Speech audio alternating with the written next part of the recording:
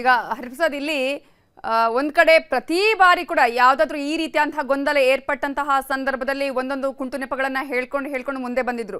ದೊಣ್ಣೆ ಏಟಿಂದ ತಪ್ಪಿಸಿಕೊಂಡ್ರೆ 100 ವರ್ಷ ಆಯಸ್ಸು ಅನ್ನುವ ಹಾಗೆ ಹಿಂಗೆ ಮುಂದುವರಿಸ್ಕೊಂಡು ಹೋಗೋಣ, ಮುಂದೆ ಏನಾಗುತ್ತೋ ನೋಡೋಣ ಅನ್ನುವಂತಹ ರೀತಿಯಾದಂತಹ ಬೆಳವಣಿಗೆನ ಇದು, ಅಥವಾ ಜೂನ್ 18 ಆಗ್ಲಿ ಆಮೇಲೆ ನೋಡೋಣ, ಅಲ್ಲಿವರೆಗೂ ಇರುವಂತಹ ಒಂದೇನಾದ್ರು ಸಮಸ್ಯೆಗಳಾದ್ರೆ ಮತ್ತೇನಾದ್ರೂ ಆಗಬಹುದು ಅನ್ನುವಂತಹ ಆತಂಕನ? ಆದ್ರೆ ಇಲ್ಲಿ ಈ ಪ್ರಶ್ನೆ ಖಂಡಿತವಾಗ್ಲೂ ಇದ್ದೇ ಇರುವಂತದ್ದು ನವಿತಾ. ಆದ್ರೆ ಇಲ್ಲಿ ಒಂದು ಅಂಶವನ್ನು ನಾವು ಗಮನಿಸಬೇಕಾಗಿರೋದು ಏನಂತ ಹೇಳಿದ್ರೆ, ಜೂನ್ 18ಕ್ಕೆ ನೀವು ಹೇಳಿದ ರೀತಿಯಲ್ಲಿ ರಾಜ್ಯಸಭಾ ಮತ್ತು ವಿಧಾನ ಪರಿಷತ್ತಿನ ಚುನಾವಣೆಗಳು ಇರೋದ್ರಿಂದಾಗಿ ಅಲ್ಲಿವರೆಗೆ ಯಾವುದೇ ರೀತಿಯಿಂದ ಬದಲಾವಣೆಗಳು ಇಲ್ಲ. ಅಂದ್ರೆ ಮುಖ್ಯಮಂತ್ರಿ ಬದಲಾವಣೆ ಆಗಲಿ ಅಥವಾ ಬೇರೆನಿಲ್ಲ.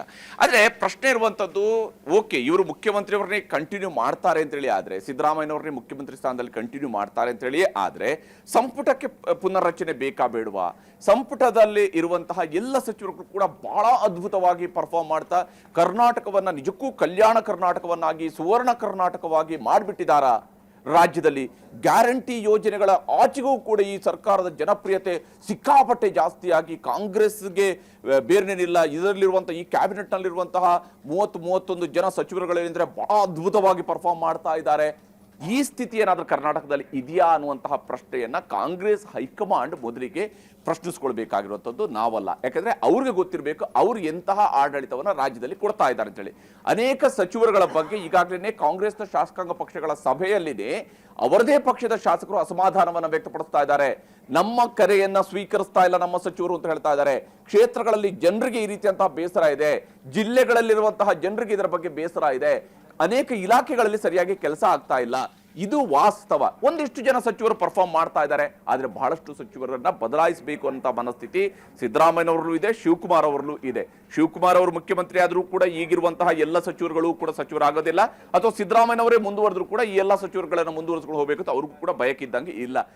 ಈಗ ಇರುವಂತದ್ದು ಮುಖ್ಯಮಂತ್ರಿ ಗೊಂದಲಕ್ಕಿಂತ ಹೆಚ್ಚಾಗಿ ಸಂಪುಟದ ಪುನರ್ರಚನೆಯ ಕತೆ ಏನು, ಅದನ್ನ ಮಾಡ್ತಾರ ಮಾಡಲ್ವಾ, ಈ ಸ್ಪಷ್ಟತೆ ಏನಾದರೂ ಕೂಡ ನಾವು ನಿರೀಕ್ಷೆ ಮಾಡ್ತಾ ಇದ್ವಿ. ಅದನ್ನ ಅವರು ಕೊಡಬೇಕಾಗಿತ್ತು, ಆದ್ರೆ ಅದನ್ನ ಕಾಂಗ್ರೆಸ್ನ ಹೈಕಮಾಂಡ್ ಕೊಟ್ಟಿಲ್ಲ. ಅಲ್ಲಿಗೆ ಕಾಂಗ್ರೆಸ್ ಹೈಕಮಾಂಡ್ ಇಲ್ಲಿವರೆಗೂ ಕೂಡ ನಾಯಕತ್ವ ಗೊಂದಲದ ವಿಚಾರದಲ್ಲಿ ಏನು ಮೌನವಾಗಿತ್ತು ಅದೇ ಮೌನ ಮುಂದುವರಿಯುತ್ತೆ. ಮತ್ತು ಈ ಕ್ಷಣದಲ್ಲಿ ಈ ಹಿಂದೆ ಮಲ್ಲಿಕಾರ್ಜುನ ಖರ್ಗೆ ಅವರು ಕೊಟ್ಟಂತ ಒಂದು ಸ್ಟೇಟ್ಮೆಂಟ್ ಇತ್ತಲ್ಲ, ಮುಖ್ಯಮಂತ್ರಿ ಆಯ್ಕೆಯ ವಿಚಾರ ಇದು ಸದ್ಯಕ್ಕೆ ನಮ್ಮ ಮುಂದಿಲ್ಲ ಅನ್ನುವಂತಹ ವಿಷಯವನ್ನು ಅವರೇನು ಹೇಳಿದ್ರಲ್ಲ, ಅದು ಮಾತ್ರ ಈಗಲೂ ಕೂಡ ಮುಂದುವರಿಯುತ್ತೆ. ಅಂದ್ರೆ ಸಿದ್ದರಾಮಯ್ಯನವರು ಸೇಫ್ ಆಗಿದ್ದಾರೆ, ಸಿದ್ದರಾಮಯ್ಯನವರು ಮುಖ್ಯಮಂತ್ರಿಯಾಗಿ ಮುಂದುವರಿತಾರೆ, ಅದರಲ್ಲಿ ಯಾವುದೇ ಅನುಮಾನಗಳಿಲ್ಲ. ಅದರ ಕ್ಯಾಬಿನೆಟ್ನ ಕತೆ ಏನು, ಸಂಪುಟ ಪುನರಚನೆ ಆಗುತ್ತಾ ಇಲ್ವಾ ಅನ್ನೋದಕ್ಕೆ ಕಾಂಗ್ರೆಸ್ನ ಶಾಸಕರುಗಳಿಗೆ ಕಾಂಗ್ರೆಸ್ನ ಹೈಕಮಾಂಡ್ ಏನು ಉತ್ತರವನ್ನು ಕೊಡುತ್ತೆ, ಈ ಪ್ರಶ್ನೆ ಇಲ್ಲಿ ಉಳ್ಕೊಂಡಿರುವಂತದ್ದು ನವಿತಾ. ಹರಿಪ್ರಸಾದ್, DK ಅವರು ನಿನ್ನೆ ಹೇಳಿದಾಗೆ ನನ್ನನ್ನು ಕರೆದಿದ್ದಾರೆ, ನಾನು ಹೋಗ್ತಾ ಇದ್ದೀನಿ ಅಂತ ಹೇಳಿ, ಬೆಳಗಿನಿಂದ ಸಂಜೆವರೆಗೂ ಸಿದ್ದರಾಮಯ್ಯ ಒಬ್ಬರನ್ನೇ ಕೂರಿಸ್ಕೊಂಡು ಇವರು ಮೀಟಿಂಗ್ ಮಾಡೋದಾದ್ರೆ DK ಅವ್ರನ್ನ ಕರೆಸ್ಕೊಂಡಿದ್ದು ಯಾಕೆ?